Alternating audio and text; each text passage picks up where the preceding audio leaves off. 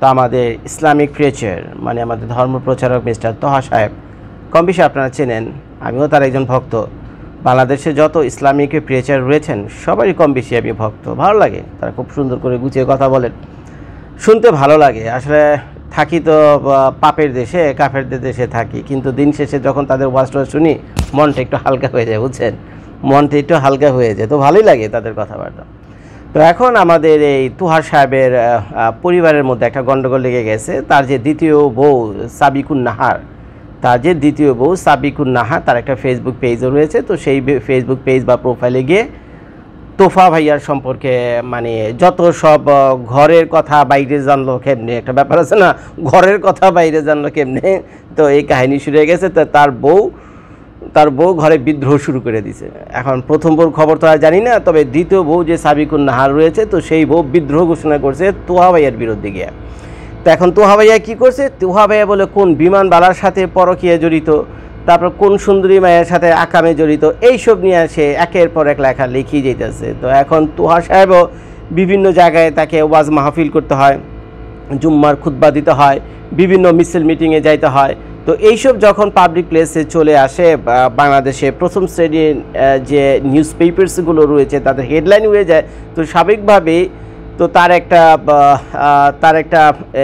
তার একটা এক্সপ্লেনেশন তো আমরা আশা করতেই পারি, বা পত্রিকাগুলো তার কাছে জানতে চায় যে ভাই সাহেব আপনার ঘরে তো এই কাহিনী, আপনার বউ তো এগুলো বলতেছে, সারাদিন আপনি শান্তির বাণী প্রচার করলেন, ধর্মের কথা প্রচার করলেন, জিনাকারীদের মাটিতে অর্ধেক পুঁতা পাথর দিয়ে মাথা ফাটানোর যে আইন রয়েছে আমাদের ইসলাম ধর্মে, সেটা নিয়ে সারাদিন বলেন, এখন তো ভাই আপনি নিজেই জিনাকারী এবং আপনার বউ তো এগুলিই বলতেছেন। তো এইসব কথা শোনার পর আমাদের তোহা সাহেবও মুখ খুলেছেন। তো তারও নিজেরও ফেসবুক পেজ রয়েছে, তার প্রোফাইল রয়েছে, তো সেখানে গিয়ে সে তার বিস্তারিত ব্যাখ্যা দিয়েছেন। সে আল্লাহর কসম খেয়ে বলেছেন এবং কাবা শরীফ ছুঁয়ে উনি কসম খেয়েছেন। উনি বললো তার ফেসবুক পেজে গিয়ে, আমি দেখলাম এটা, বুঝছেন। তো সে কাবা শরীফের কসম খেয়ে উনি বলেছেন যে আমি যা করেছি ইসলামী শরিয়া মোতাবেক করেছি, হালাল উপায়ে করেছি, আমি কোনো জিনা করি নাই। আমার বউ, দ্বিতীয় বউ যে সাবিকুন নাহার রয়েছে, সে আমার বিরুদ্ধে মিথ্যা ইলজাম যেটাকে বলে একের পর এক দিয়ে যেতেছে। তো এখন ঘটনা আরও খুঁজতে গিয়ে দেখলাম এই যে দ্বিতীয় বউ সাবিকুন নাহারের যে পিছনের যে ব্যাকগ্রাউন্ড স্টোরি, ওইটা খুঁজতে গিয়ে দেখলাম এই মহিলারা বলে আবার আরেক জায়গায় বিয়ে হয়েছে, তার সেই ঘরে একটা বাচ্চাও আছে। তো সেই বাচ্চা রেখে, সেই স্বামী রেখে এই তোহার সাথে পরকীয়া কইরা, বুঝেন না, এক স্বামী থাকতে বা স্ত্রী থাকতে আরেকজনের সাথে মেলামেশা করা, শারীরিক সম্পর্ক করা, কি বলেন আপনারা, পরকীয়াই তো বলেন। তো সেই পরকীয়া কইরা এই মহিলা সাবিকুন নাহার এই তোহা সাহেবের দ্বিতীয় বউ আরেকজনের সংসার ভেঙ্গা তোহা সাহেবের কাছে বিয়া বইছে। তো বুঝছেন, তো এখন এই বই এই তোহা সাহেবের বিরুদ্ধে বিদ্রোহ ঘোষণা করছে। এখন একটা জিনিস খেয়াল করেন, পাপ বাপকেও ছাড়ে না। এখন তোহা সাহেব এই যে তার দ্বিতীয় যে স্ত্রী আরেকজনের ঘর করতো, সেই স্বামী থেকে ছাড়াই না, সে নিজে বিয়ে করছে, এটা তোহা সাহেব নিঃসন্দেহে একটা অন্যায় কাজ করেছেন। উনি একজন ইসলামিক প্রিচার, ওনার কাছ থেকে আমরা ধর্মীয় বিধিনিষেধ, অনুশাসন এবং আগেরকার আমলে খালাফায়ে রাশিদিনের আমলে, নবী করিম সাল্লাল্লাহু আলাইহি ওয়াসাল্লামের আমলে যেসব আইন কানুন ছিল সামাজিক ব্যভিচার সম্পর্কে, এগুলো তো আমরা তাদের মুখ থেকেই শেখা, পয়রা তো দেখিনি, তাদের মুখ থেকেই শেখা। তো আমরা যতদূর জানি এগুলো মহাপাপ এবং এগুলোর জন্য কঠিন শাস্তি রয়েছে ধর্মে। তো আমাদের তোহা সাহেব এগুলোকে ইগনোর করে গিয়ে আরেকজনের বউরে ভাগে না বিয়ে করছে। যদি আমি একেবারে খাঁটি বাংলা আমার ভাষায় বলি আর কি, আমি তো আবার ঢাকাইয়া, বুঝছেন, খাঁটি ঢাকাইয়া ভাষায় বলি, তাহলে এটি এভাবে শোনা যায়, মানে আপনি তো কানে এভাবে আসবে যে আরেকজনের বউরে ভাগে বিয়ে করছে না। এই ক্ষেত্রে তোহা সাহেবের একটা বিরাট ব্যভিচারী করছে। আবার ওইদিকে এই যে মহিলা সাবিকুন নাহার, তার দ্বিতীয় স্ত্রী, সেও একটা ইসলামের দৃষ্টিতে ব্যভিচারী কাজ করেছে, আরেকজনের সংসার ভাঙ্গা সে পরকীয়া কইরা তোহা সাহেবের সাথে বিয়া বইছে। তো দুইজনই কিন্তু অন্যায় করছে, দুইজনই কিন্তু ইসলামিক দৃষ্টিতে ব্যভিচারী করেছে। তো এখনই যে বললাম না ভিডিওর শুরুতে, পাপ বাপকেও ছাড়ে না, তো পাপ তো দুইজনই করছে। এখন ভোগও দুজনে মিলা এখন কয়দিন এখন সুখে শান্তিতে ছিল, তো 2-4 বছর ছিল, তো থাকার পর এখন তো ছোট বউ, দ্বিতীয় বউ যে বিদ্রোহ ঘোষণা করছে, কিরে প্রথম একটা বউ আছে, দ্বিতীয় বউ আমার সংসার ভেঙ্গে আমি এখানে আইছি, এখন দেখি এই তোহা সাহেব কোন বিমানবালার সাথে, কোন সুন্দরী মেয়ের সাথে নানা রকম লীলা খেলা করতেছে, এবং তার কাছে যথেষ্ট এভিডেন্স আছে, তার ফেসবুক পোস্টে গিয়ে সে একের পর এক ছাড়া শুরু করেছে। আর এতে তো আমাদের যে তোহা সাহেবের যে মান ইজ্জত তো লাটগায়া, তোহা সাহেবের মানিজ্জত লুট গায়ে লাটাক গায়ে, বুঝছেন? তো এই হইলো অবস্থা। তো এখন তোহা সাহেব ডিসিশন নিছে যে সে তার বউকে ডিভোর্স দেবে, তালাক দেবে। সে তার বউকে তালাক দেবে। ধর্মীয়ভাবে কিভাবে তালাক দিতে হয়, প্লাস ইসলামিক যে আইন কানুন আছে, বাংলাদেশে যে বর্তমান আইন কানুন আছে, সেই অনুযায়ী কীভাবে তালাক দিতে হয়। তো সে বলে বড় বড় যে তার চেয়েও বড় বড় যে আলেম আছে, হুজুর আছে, তো তাদের কাছে গিয়ে সে এই মুহূর্তে যখন আমি ভিডিওটা করছি, এটা হলো তোহা সাহেবের কথা। সে গিয়া বুদ্ধি পরামর্শ নিচ্ছে যে হালাল উপায়ে আমার বউকে কীভাবে তালাক দেব। এই হলো ভাই পুরা বিস্তারিত কাহিনী। তা এখন তোহা সাহেবকে 2-4টা কথা আমি বলি। তোহা সাহেবকে 2-4টা কথা বলবো, তার বউকেও বলবো, প্লাস আপনারা যারা অডিয়েন্স রয়েছেন, নেটিজেন্স যারা রয়েছেন, যারা কিনা তোহা সাহেবের এই পারিবারিক ব্যাপার নিয়ে বিরাট আলোচনা সমালোচনা ঝড় উঠেছেন, তাদেরকে আমি 2-4টা কথা বলবো। একটা জিনিস আপনারা মনে রাখবেন, প্রত্যেকটা ফ্যামিলিতে 2-4টা ছোটোখাটো বিষয় থাকে। পারিবারিক একটা গণ্ডগোল, অভাব অভিযোগ, দুঃখ কষ্ট এগুলো থাকে। এগুলো কখনো সোশ্যাল মিডিয়াতে আনতে নাই, এগুলো কখনোই সোশ্যাল মিডিয়াতে আনতে নেয়। তো এই ক্ষেত্রে প্রথম বউ যে অপরাধ করেছে, তার স্বামী যদি আবার 3 নম্বর গার্লফ্রেন্ড জোগাড় করেও থাকে, তো সেগুলোকে ফেসবুকে সোশ্যাল মিডিয়াতে এইভাবে তার আনা নিঃসন্দেহে উচিত হয়নি। কারণ এক্ষেত্রে সে নিজেও অন্যায় করেছে এবং নিজেও পাপ কাজ করেছে। এবং তার যদি পিছনে ব্যাকগ্রাউন্ড দেখেন, যেটা আমি বললাম, তো সে কিন্তু দুধে ধোয়া তুলসী পাতা না। তো এই ক্ষেত্রে নিঃসন্দেহে তার বউ অপরাধ করেছে। তোহা যদি এগুলো করে থাকে, আরে ভাই এগুলো পুরুষদের অনেকটা এটা হিউম্যান নেচার ভাই, এটা হিউম্যান নেচার। আজকাল বাংলাদেশে একটা ট্রেন্ড চালু হয়েছে, আমি আপনাদেরকে বলে রাখি, বাংলাদেশের সুন্দরী মেয়েরা, ইয়াং মেয়েরা কিন্তু এখন হুজুরদেরকে পছন্দ করে। জানেন আপনি এটা? জানেন তো না।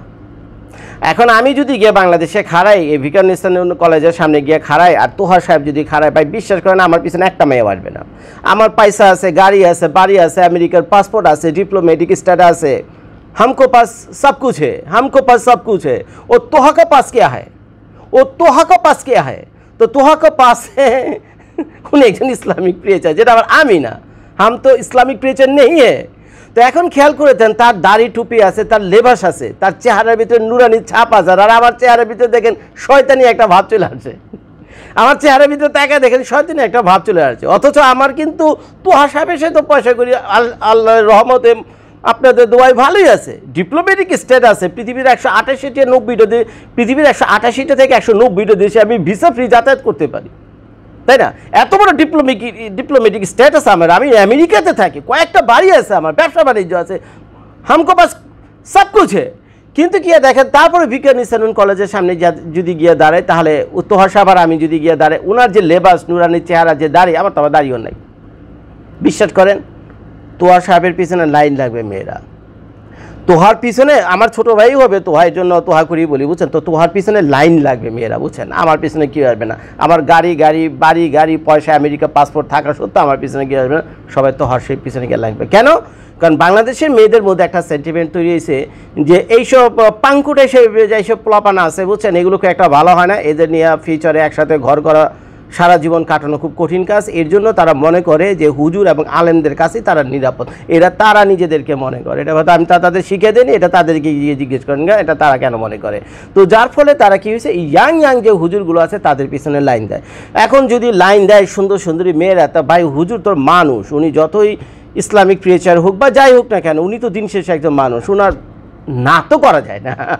কোনো মেয়ে যদি নিজেকে সমর্পণ করে কোনো হুজুরের কাছে, হুজুর না করবে কেমনে? আমরা তো না করতামই না, বুঝছেন? একদম 100-এ গ্যারান্টি, 100-ওয়ারেন্টির সাথে গ্যারান্টি দিতে, আমরা তো কখনো নো বলতামই না কোনো মেয়ে যদি আমাদের কাছে সমর্পণ করতো, বুঝছেন? আমরা একেবারে 2 হাত তুলা বুকে জড়ায় ধরতাম। এখন দেখেন উনি তোহা সাহেব, উনিও তো মানুষ দিন শেষে। তো এখন ওনার কাছে হয়তো কোনো মেয়ে আত্মসমর্পণ করছে, উনি না করতে পারেনি, অ্যাকসেপ্ট করছে, হয়তো লীলা খেলা করছে বা যাই করুক না কেন। এখন উনি তো বলতেছে উনি জিনা করেনি এবং যা করছে শরিয়া মোতাবেক করছে। উনি কিন্তু তার পরকীয়ার কথা সরাসরিভাবে অস্বীকারও করেনি, উনি বলছে যা করছে উনি জিনা তো করেননি, প্লাস কোনো নাজায়েজ কাজও উনি করেননি, এটা হলো ওনার কথা। তো এখন বাকিটা ওনাদের ঘরের কাহিনী, তার আমরা ভাই জানি না, তো বাকিটা তারা চিন্তায় সে বলতে পারবে, তার বউ বলতে পারে। তো এই হলো তোহা সাহেবের কাহিনী। তো তোহা সাহেব যদি এখন 2টা বউ পালতে পারে, তো ইসলামে আমাদের 4টা বউ হালাল করা হয়েছে। তো 3 নম্বর বউ যদি আসে, যেটা বর্তমানে তার 2টা তো রানিং বউ চলতেছে, আরেকটা রানিং গার্লফ্রেন্ডও চলতেছে, যদি সত্যি সত্যি তাকে হালাল উপায়ে বিয়ে করে নেয়, আমি তো প্রবলেম দেখি না। যদি 3টা বউ খাওয়াতে পারে, প্রবলেম কি? এবং শুধু 3টা নয়, 4 নম্বর বিয়ে করে যদি 4 নম্বর বিবিকে 1 2 3 4 এভাবে চারটা বাড়িতে বা একই বাড়িতে চারজনকে চারটা রুমের ভিতরে রেখা বা একই রুমের ভিতরে চারজনকে রেখা উনি যদি সুখে শান্তিতে দিন যাপন করতে পারে বা ওনার বউরা যদি কাজে লড়াই না করে বা উনি যদি নিজে এগুলোকে সুন্দর মতো ম্যানেজ ট্যানেজ করে চারটা বউ একসাথে কন্টিনিউ করতে পারে, ভাই আমার আপনার তো সমস্যার কথা না, যেহেতু ইসলাম এটাকে হালাল করে দিয়েছে।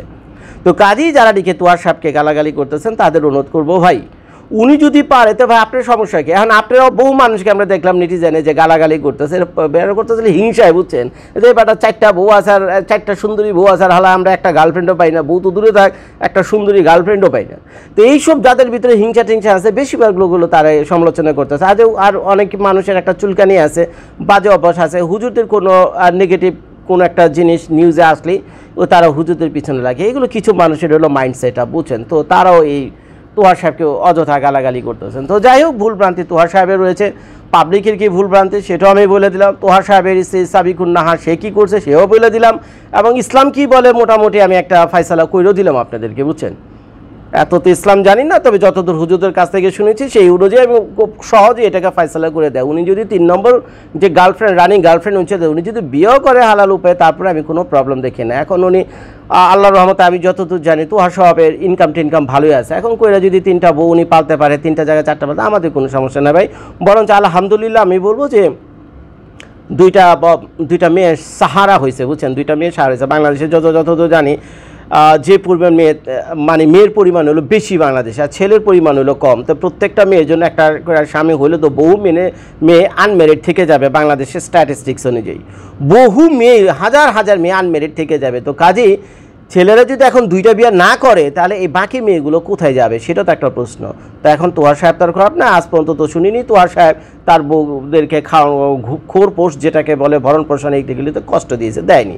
তো কাজেই যে কাহিনী তার আসে সেটা হলো পরকীয়ার কাহিনী আসে, কিন্তু বউকে খোর পোষে কষ্ট দিছে, ভাত কাপড়ে কষ্ট দিছে, এগুলো তো আমি এগুলো তো আমরা শুনিনি। তো কাজেই তোহার সাহেব যদি 3 নম্বর বিয়ে করে খোরপোশ টোরপোশ দেয় আর বউদের সাথে টুকটাক একটু ঝামেলা টামেলা আছে, আর তার যে দ্বিতীয় বউ আছে তাকে একটু শান্টিং দেওয়া দরকার, যে ঘরের ভিতরে যা কিছু হয় ঘরের ভিতরেই রাখো, বাইরে গিয়ে যাতে আলোচনা টালোচনা না করে। এগুলো তোয়ার সাহেবের উচিত আর একটু টাইট দেওয়া বউগুলোর, বুঝছেন। আমরা হালায় একটা বই পারি না, তো তোয়ার সাহেব তো 2টা রানিং প্লাস একটা গার্লফ্রেন্ড চলতেছে, তো তোয়ার সাহেবের ওই ধরনের প্রিপারেশনই নিতে হইব। তো বউগুলোকে ভালো শান্টিংয়ের উপরে রাখতে হবে, ভালো টাইট টুইট দিয়ে রাখতে হবে, এগুলো যাতে মানে ঘন সোশ্যাল মিডিয়াতে না আসে, বুঝছেন। তো এগুলো যদি টুকটাক জিনিস করতে পারে, গুছগাছ করে করতে পারে, তা আমি অন্যায় কিছু দেখি না। তো তোহার সাহেবরে বলবো, ভাই আপনি একটুখানি দেখেন কেমনি কী করবেন, এগুলো ভাই সোশ্যাল মিডিয়াতে নিয়ে এসেন না, নিজেদের জিনিস নিজেরাই সমাধান করেন। আর আপনারা যারা নেটিজেনরা গালাগালি করেন না। একজন ইসলামিক বক্তা, একজন ইসলামিক প্রিচারকে আপনাকে গালি দেওয়া মানে সমস্ত ইসলামিক প্রিচার যারা রয়েছে বাংলাদেশ তাদের সবাইকে গালি দেওয়া, বুঝছেন। উনি এমন কোনো মহা অপরাধ করেনি, বুঝছেন। তা আমার দৃষ্টিতে তো মনে হচ্ছে না। উনি বারবার বলছে, উনি কাবা শরীফের হাতে কসম খেয়ে পর্যন্ত বলছে আমি কোনো জিনাও করিনি, আমি কোনো বেভিচারিও করিনি। তা এখন কী করছে না করছে এখন উনি জানে। আর কোনো মেয়ের সাথে ফোনে কথা বলা তো এটা তো ইসলামী শরীয়তে হারাম না। কোনো মেয়ের সাথে ফোনে কথা বলা বা গিয়ে দেখা করা তো এক জিনিস, আর কোনো মেয়ের সাথে লিটনের ফ্লাইটের মতো গিয়া দরজা লাগায়া আধা ঘন্টা 1 ঘন্টা থাকা সেটার অর্থ হলো আরেক জিনিস। তো এগুলো তো তোহার সাহেব করেনি, উনি তো বলতেছে কাবা শরীফের কসমকে আমি বেবিচারি করিনি, আমি জিনাকারিও না। তো কাজেই উল্টাপাল্টা ভুয়া বক্ষর খবর ছড়ায় না, বেচারা সংসারে যে আগুন লাগছে সে আগুনটার আর উস্কে দিয়ে না। ভিডিওটি দেখার জন্য সবাইকে অনেক ধন্যবাদ। ভালো থাকবেন, সুস্থ থাকবেন। আসসালামু আলাইকুম।